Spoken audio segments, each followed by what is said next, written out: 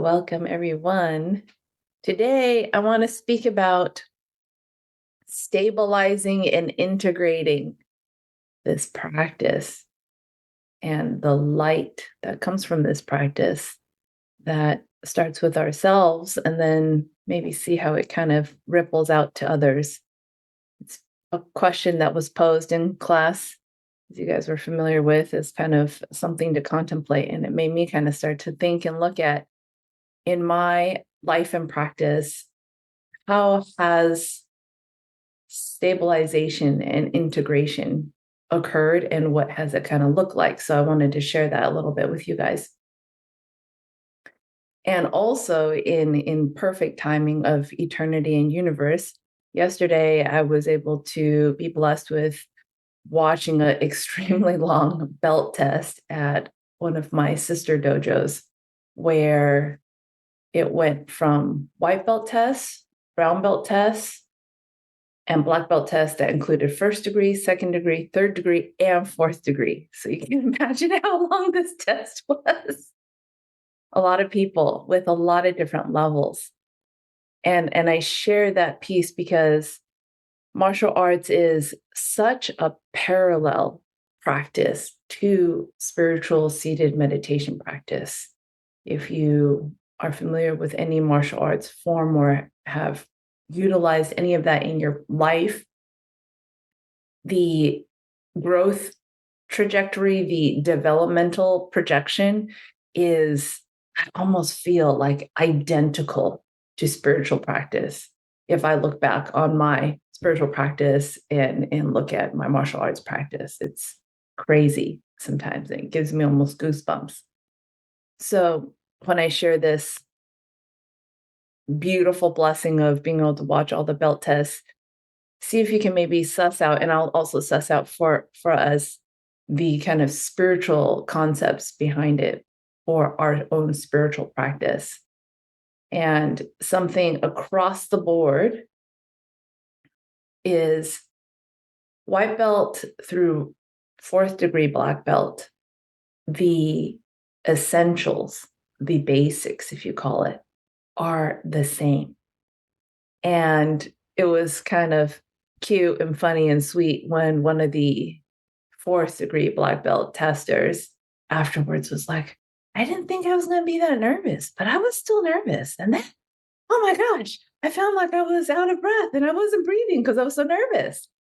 And it made me chuckle because there maybe is a perception that as you get more refined and more advanced is a way of talking about it, you don't go through those motions of nervousness, and the energies that you encounter you might feel is different, which there are differences.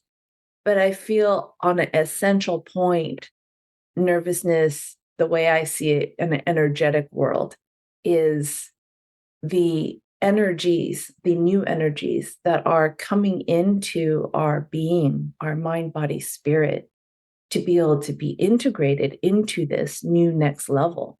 They're kind of like knocking on the door, like, hey, let us in. We want to help you and support you onto this next level of journey. And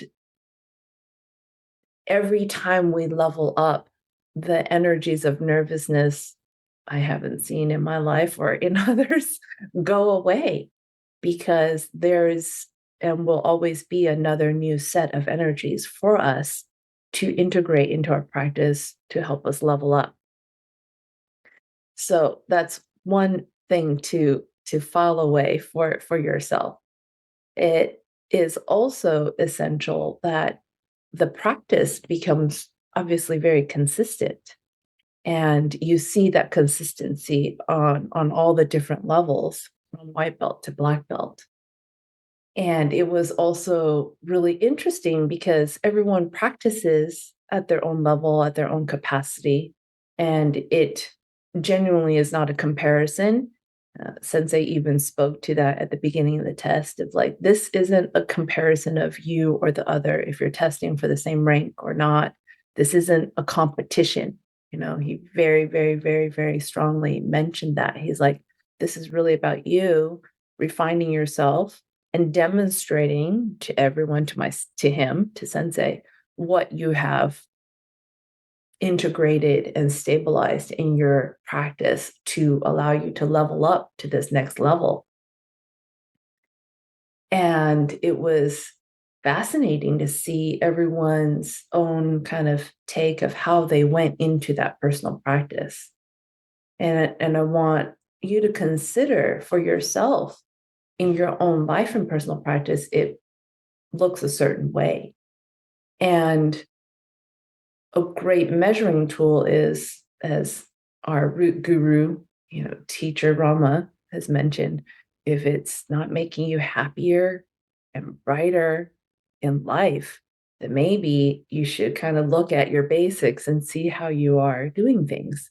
And this often happens, I see, when the pressure starts to kind of be a little bit heavier. The stress test is a little bit more intense when it's going from brown belt to black belt, right? Those like very powerful times of personal like achievement and accomplishment, that it's easy, and quite often people get injured during these times on a physical aspect, on the physical martial arts mat, because the way they have been training, the basics they have been implementing, actually has been slightly off or incorrect. For example, how your maybe posture is when you throw. Over time, it gets you to a certain level. Let's say it's brown belt.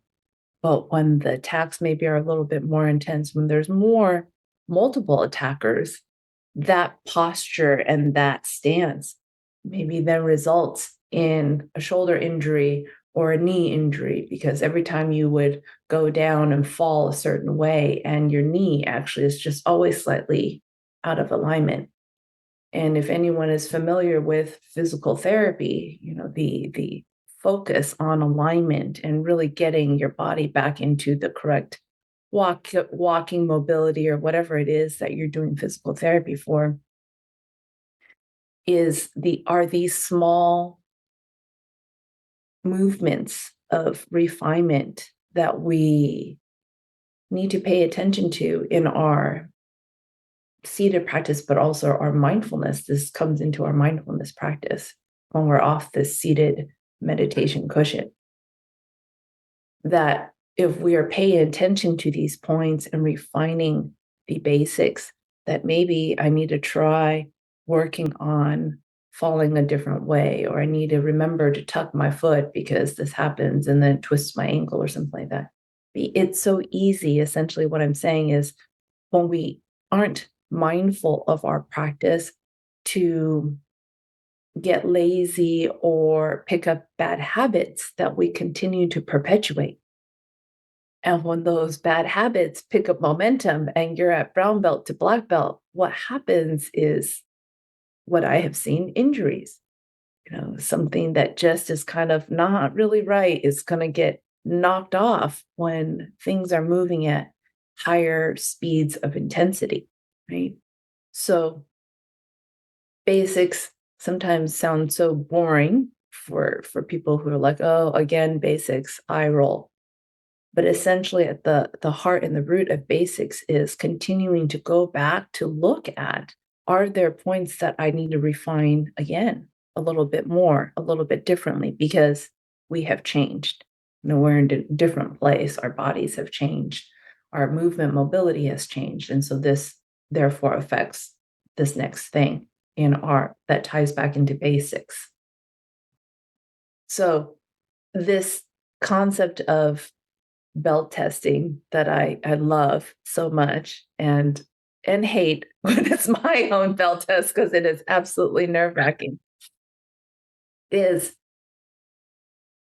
it's an environment structured, at least in my dojos, to infuse your mind body system with a huge amount of pressure, a huge amount of stress, a huge amount of uh, stress broken down in all these ways would be, I think of like being on stage, being watched, maybe if you feel shy or self-conscious, that's a big thing that feels really stressful. And then you have to do this performance. For some people, maybe it's not a big deal.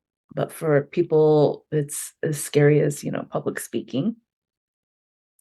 There is also the unknown variables that feel very, very scary. So the belt testing environment is essentially the most, should I use the word perfect? Yeah, the most perfect situation of that's curated as a time of power for oneself if we are testing. It's like a time of power. We have times of power through the seasons, like the equinoxes and solstices. But when we have belt tests, let me just tell you, that's like a personal time of power that is set up for you. And how we go into it is absolutely the integration and stabilization process of practice. And that also goes into spiritual practice as well. So consistency, a big thing. Get on the mat, retrain, right? Then the other piece is refining those basics, really paying attention, like, oh, okay, I'm seeing someone do it this way. I see another person do this way. What is what works for me? When I wake up in the morning and I meditate at 6 sunrise or something, that is awesome. But oh, for someone else, it's like, I actually like meditating, right at noon or something like that. However, your schedule is structured that fits your personal, what do they call it? Constitution. Yeah. It's paying attention to the foods that we eat and what makes us feel good, feel better, gives us more fuel. Because on the martial arts world, you think about these things if you are training and going through the day, you're like, okay, I need to maybe have some more extra electrolytes because I know I'm going to be sweating a lot when I go train on the mat. So it sets your body up for success instead of being exhausted. You also have so there's that nutrition piece. And then that's the same thing that goes into mindful practice of spirituality is what are we feeding our minds with? Is it, I have to wake up in the morning and have to turn on the news and I have to watch that for an hour. I'm like, oh gosh. Even if I go to friends' houses or family friends' houses that have the news on the background, I'm just like, oh, I feel it too much. That's not for me, for my personal constitution, what works and what helps me feel my highest and brightest. And as we continue to practice on this path, we start to get more data points and information on what it is our constitution needs. It's like, oh, I like to drink a lot of water. Oh, I really need to prep for that if I'm going out for a whole day. Make sure I have all my water with me, or I can get more water wherever I'm going. And for some people, it's very different. And, one of my girlfriends, they appreciate when there's some kind of background noise happening, like a little frivolous TV show happening where they can do their work. And I was like, oh God, Lord have mercy. If that happened to me, I would never focus. For me, it would be some kind of music that feels that can have words or not, but that is just a different feeling for myself.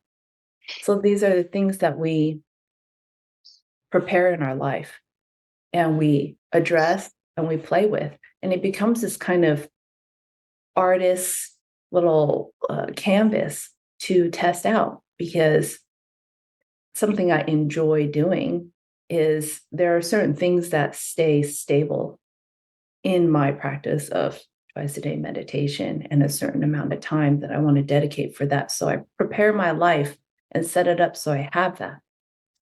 And I like to eat certain things that make my body feel good. And then I can move my body in a certain way and not feel lethargic. I also encourage you to try new things. And this is not to get neurotic around trying new things. I think the try new things is premised in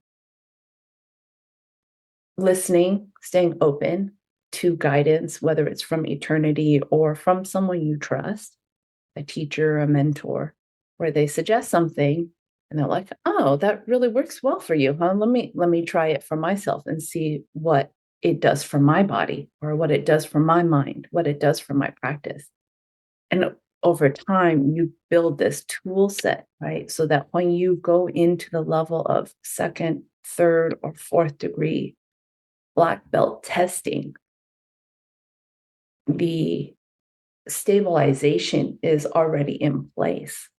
And now it becomes this ability through your stable, strong support to integrate greater, more powerful energies as a way of talking about that, to allow ourselves to level up.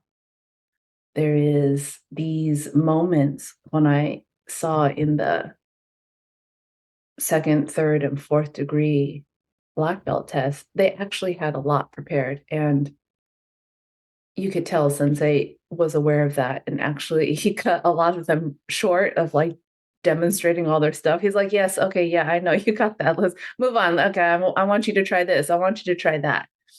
So that is one piece of what huge benefits comes from stabilizing our practice is we come onto the mat, we show up and we have things polished and refined to the best of our ability. It's not maybe perfect, but it's impeccable.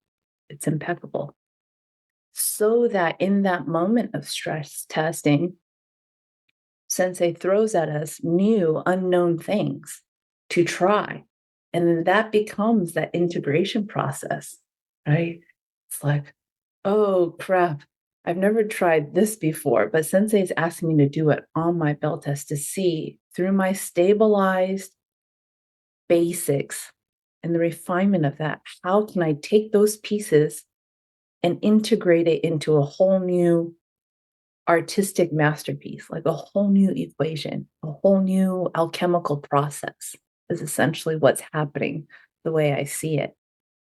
And when they're able to do that on the fly spontaneously, I'm just in awe of what our beings, our mind, body, spirit beings are able to do when we do this practice in such this like it looks very linearly, but in the moment when we're belt testing, it's like you literally are like the center of the universe and everything just comes at you, whether it's multiple attackers or sensei's asking for all these things. You're like, okay, here we go. How do we do this? Right. One of the beautiful things was there was a three-person attack on one person in static motion. So one was grabbing one side of the arm, one was grabbing with a choke, and one was grabbing from the back. They're like shoulders, like trying to stop them. And it was static, so they're not moving. They're just staying there, holding this person in place like a prisoner. And since I was like, okay, get out of this situation. Let's see what you got. So this aspect of the advanced practice when we go into the integration process is it's very fluid, and that's why I say it has this kind of maybe artistic creative piece. There's no, okay, take care of that person, then take care of that. There's no step 1, 2, 3. Sensei's like, okay, now you're stuck, what are you going to do? That's literally how he leaves you on the belt test, the scenario platform. And this individual ends up totally what I would have done, took care of each individual individually. So it's like, okay, I'm going to address this situation on my left first. Now I'm going to address this neck choke and get out of that. And now I'm going to address the person behind me and got out very cleanly, very nicely, very beautifully. And since it's like, great, you got that level, right? Because you're addressing one thing at a time impeccably and dealing with it in a way that got resolved. Then he's like, okay, one more time. He's like, how do you do that again? How do you get out of where you're at? But do it in such a way where it's merges the three problems into one, and you effectively address the three problems as one. And I was like, "Ooh, this could be tricky." And the essence comes back to us. And this is the like root of the practice. If things are going crazy, if we don't know the answer, where do we come at? We got to come back to ourselves. And in the martial arts world, we come back to ourselves and we move ourselves. And we can start to overthink and all this stuff like that. But at the end of it, the essence is we come back to ourselves and we move ourselves.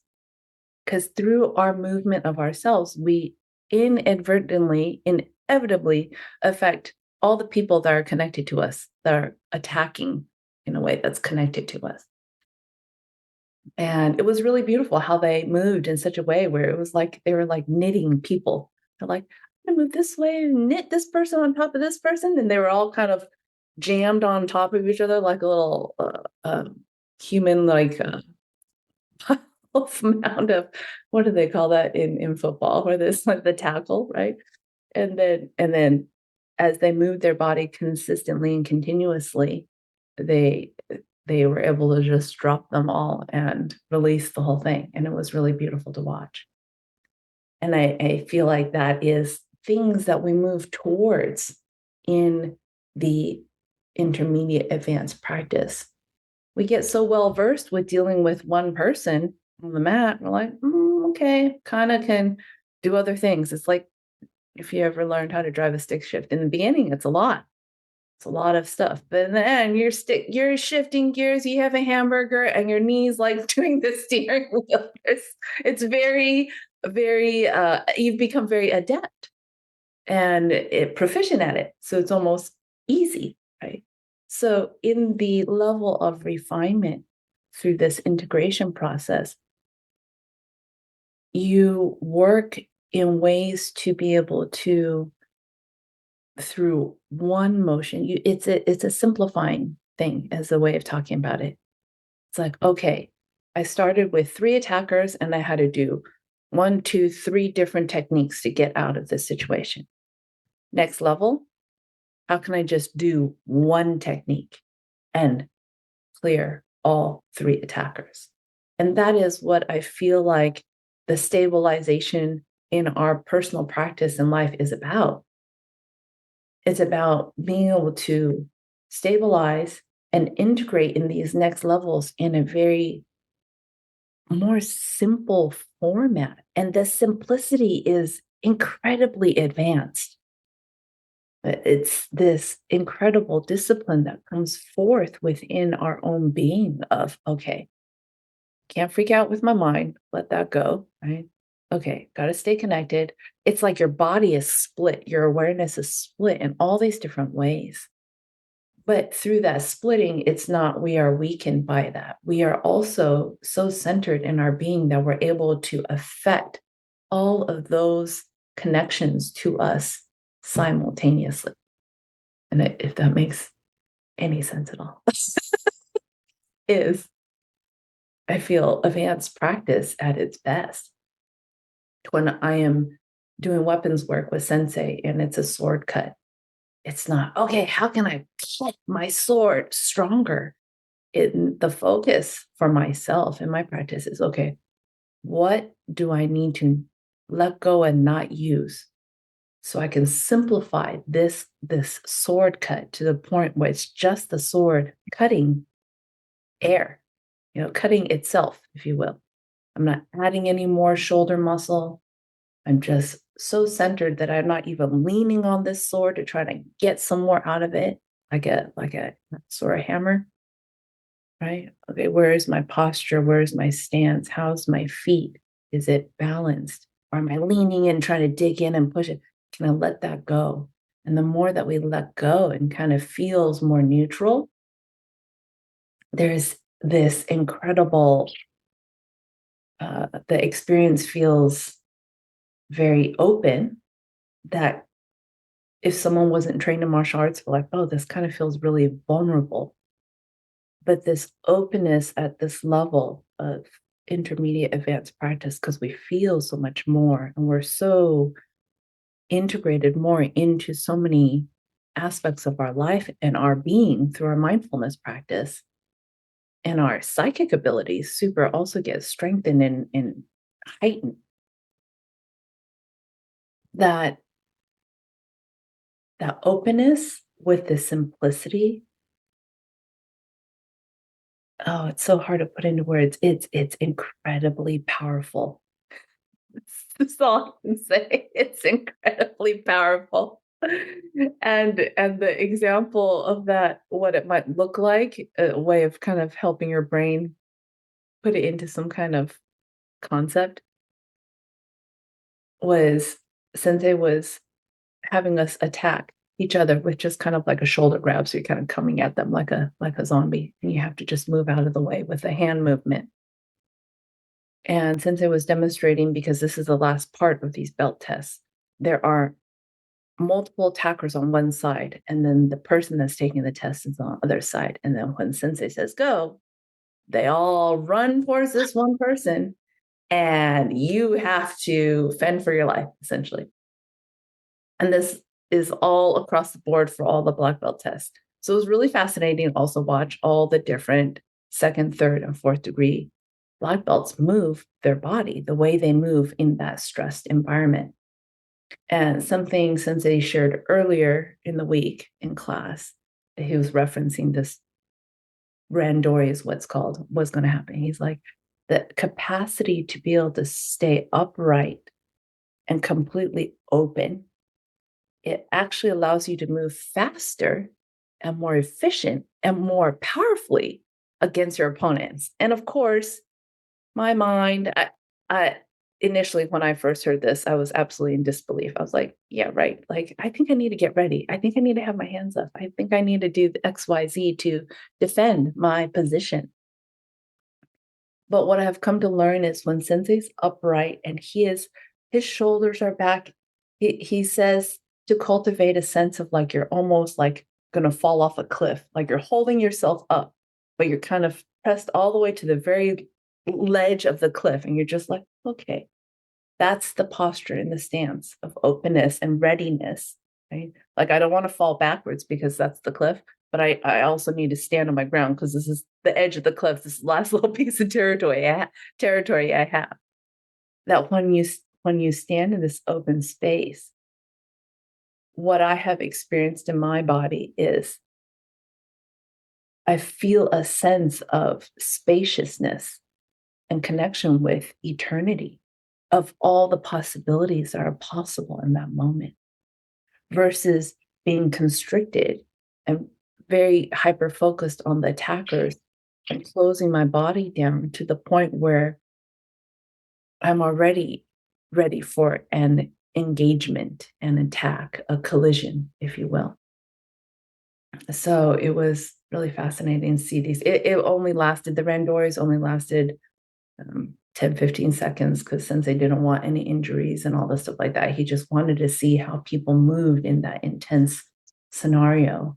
And wow, really, really beautiful, and a great teaching for us when we can. What did Sensei say when he guided each one of them? Because they're tired from testing all day and they were helping each other.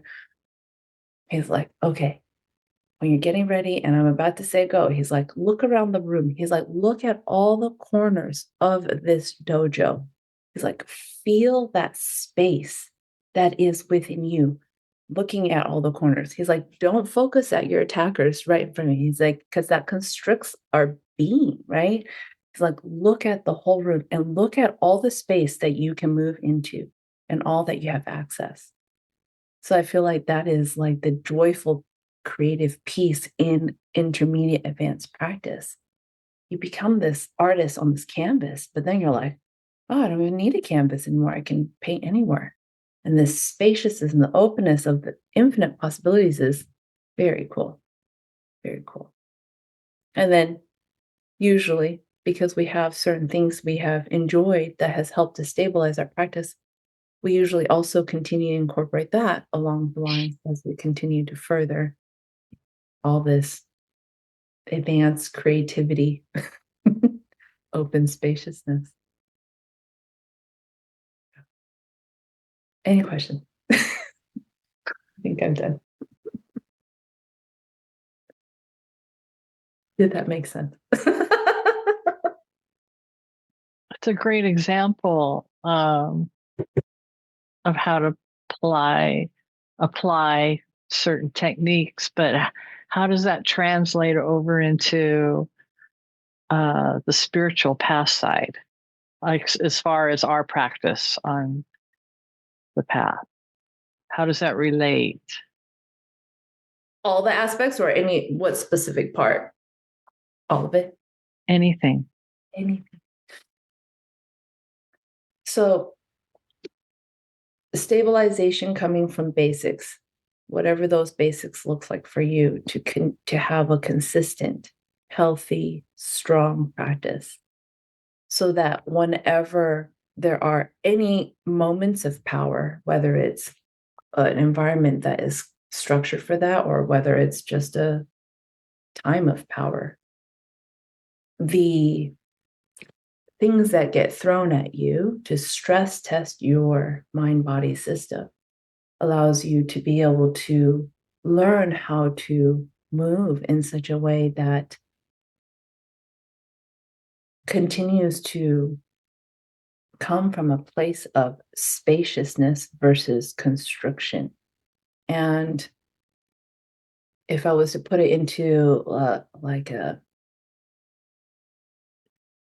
fall equinox or solstice time of power, usually for me, things get a little bit more ramped up. I think of it like a snow globe.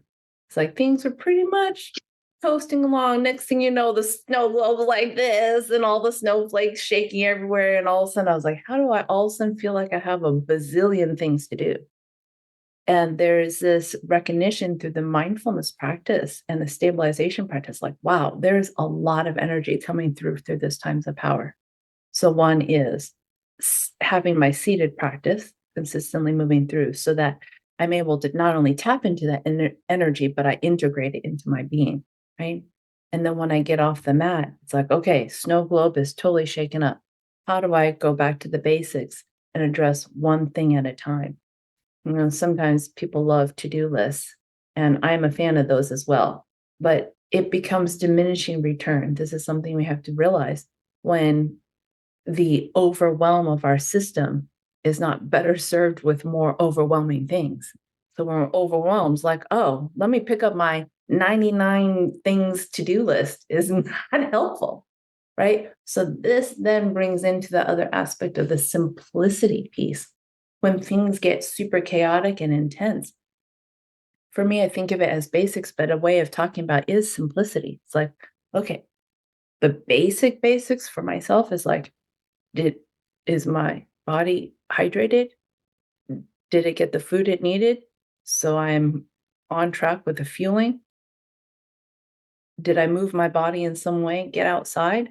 How many hours am I sleeping? So I integrate those core things as best as I can during the time of the power or intensity or stressful, whatever it is that's happening. And it's like when you have a big jar and you put in all the big rocks first. And after you put in the big rocks, then you fill in with the pebbles, and then lastly you fill in it with sand.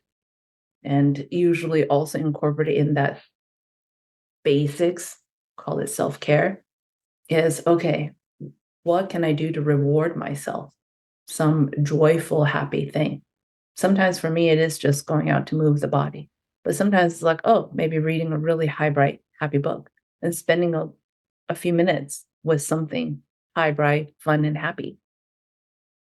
For me, also, it's just sitting on the piano and just playing. So my brain is like so meditatively focused on the music and reading on that. I love also flower arranging, right? Just these moments, these things that you curate into your life through your stabilization practice that you recognize, oh, that helps me shift my state of mind. So I'm in a calmer state or a happier state or whatever that state is. So you use those things as all this snowflake is crazy, right? Then it's discernment and discrimination. And that comes from when we do the 3 chakra meditations, navel, heart, third eye, that insight, that wisdom, intuition. Like, okay, is this snowflake just noise, or do I have to address that right now? Where is the priority level of things? This is also part of the intermediate advanced practice, going off of into the martial arts thing. We learn to prioritize what needs to be taken care of first. This attacker coming at me is closer, but I need to move in this way. And the strategic movement is to move the other direction. And this is not a in life, okay, if I do this martial arts, then everything's going to be working out perfectly. The whole aspect of life is it's messy. We fall on our face, just like in martial arts. We get stuck. But when we get stuck, the awesome thing is it's kind of like in that moment with what Sensei says, when everything feels like it's hitting you, it's like, stop. What can you do to move your body to get out of this situation in the martial arts way? But that's also the same thing in regards to our life. I don't know about you guys, but I find that having had the time to stabilize my practice, it gives me the mental space and spaciousness that when things are flying at me all the time in that intense time of power, I have curated the spaciousness practice where it's like, it gives me a buffer to pause, discriminate, or discern what is necessarily needed to be addressed or what is just making a lot of noise. There's a clear difference that we start to recognize, right? Someone can be energetically screaming at the top of their lungs like a tantrum, like a kid. And you look at it because it draws your attention. You hear their cry, you feel compassionate. But if they're just throwing a tantrum because they didn't get candy, you're like, okay, situation assessed. I need to go work on this piece. Maybe I need to put some noise canceling, whatever, to like focus on finishing this report. And this discrimination, discernment is the covert agents underneath the intermediate advanced practice of stabilization and integration. You recognize for yourself what noise is healthy noise. Like white noise, I love white noise when I sleep, right? But other noise like news is like, that doesn't work for me. So, and technically on a very general, it's all noise. But through our refinement piece, we start to hone in on what is supportive for us, and we continue to insert that. Does that make sense? What I hear when you say all those things is this undercurrent of discipline that gets developed in our lives. And that discipline looks a certain way because we are prioritizing spiritual practice in our life. And see if I can feel into Agata's question, if I can provide some clarity. And if not, okay, is people will be people. There will be interactions that feel dramatic. I don't know how else to really talk about it. Things, when people interact with each other, there is something that happens. Call it an energetic exchange. And when there's a group of people and the inner groups, internal one-on-one relationships, that all provides some kind of like vibe, as you call it in these days, for that group setting. And I absolutely feel that, and we're attuned to that because we're sensitive and psychic and all this stuff like that. And being this was my sister dojo, it was really beautiful to see the incredible community they had afterwards. You know, they had a little pizza party. I was like, oh, and of course they asked me to join, but I couldn't join. I had to go. Um, but I had this almost moment of like, oh, I wish I could be part of their community, like this little moment of nostalgia because it was so sweet and they were so sweet with each other. It's like, oh, I wish I had this at my dojo. But then when I took a step back and assessed all the energies there, it's like it was I was very grateful to be part of that. And despite feeling like an outsider for obvious reasons, because it's not my home dojo, it made me look at like, oh, okay, if I am feeling this type of way, what are some things I need to maybe shift or change in my current community, you know, that would help to facilitate this greater, I don't know, community if this is what I want. And a great grounding, centering thing that I've used for myself is I'm like, what is my responsibility? What is my stuff that I need to take care of, clean up continually on my side of the street? And okay, what is not mine? And that's their stuff that they have to work on. And having that awareness of discrimination is so important when we are working on ourselves because it's easy to uh, get our things mixed up with other people's stuff and it's not our stuff to take care of. And we expend a lot of energy trying to do all of that.